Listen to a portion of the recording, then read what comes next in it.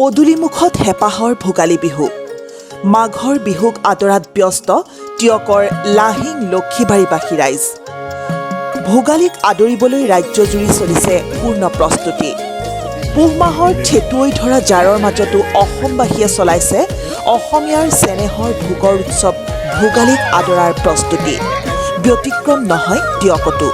টিয়কৰ লাহিং লক্ষীবাৰী অঞ্চলৰ ৰাইজো একত্ৰিত হৈ মাঘৰ বিহুৰ প্ৰস্তুতি আৰম্ভ কৰিছে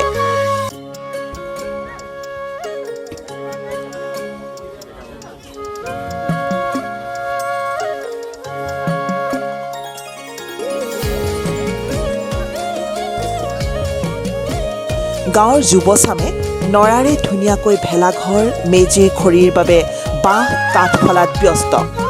লগতে উৰুকাৰ নিশাৰ বাবে হাঁহ মাছৰ যোগাৰ কৰিছে গাঁওখনৰ ঘৰে ঘৰে আয়তীসকলেও পৰম্পৰাগত খাদ্য পিঠাপনা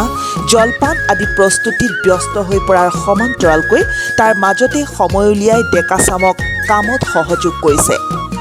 গাঁৱৰ ডেকা বুঢ়া সকলোৱে উক্ত স্থানত মিলিত হৈ কামৰ মাজতে বিহুগীতৰ তালে তালে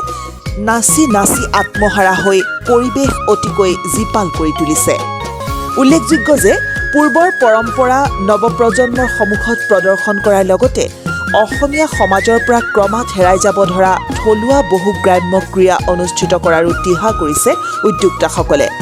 বিহুৰ দিনা পুৱা মেজিৰ তলত সকলোৱে চাহ জলপান খাই মেজি প্ৰাংগণতে টেকেলি ভঙা ৰছী টনাকে ধৰি বিভিন্ন খেল প্ৰতিযোগিতাৰ আয়োজন কৰিব বুলি জানিবলৈ দিছে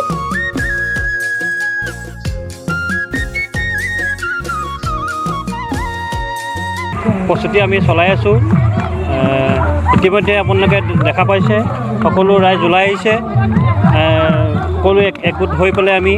ভেলাঘৰ নিৰ্মাণ কৰিছোঁ প্ৰায় প্ৰস্তুতি শেষ হৈছেগৈ আমাৰ লাহিং লক্ষীবাৰী গাঁৱৰ সৰহসংখ্যক ৰাইজ একত্ৰিত হৈ অহা 29 পুহ 14 জানুৱাৰী আমি বিহু ভোগালী বিহু আমি অনুষ্ঠিত কৰি লৈছোঁ সেই খেলতে আমি কণ কণ ল'ৰা ছোৱালী কিছু আমি আদৰ্শ হিচাপে সেই দিনটোত আমি খেল অন্তৰ্ভুক্ত কৰিছোঁ যিবোৰ খেল আমি থলুৱা খেলবিলাক লৈছোঁ পিছতে আমি বিশেষকৈ হাঁহ ব্যৱস্থা কৰিছোঁ হাঁহ আৰু কোমোৰা আৰু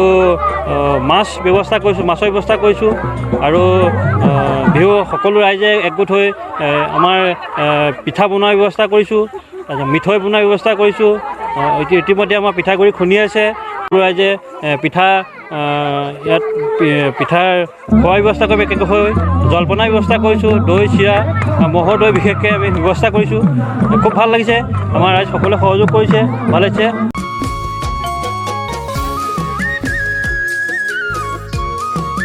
ৰিপৰ্ট হৰাইজন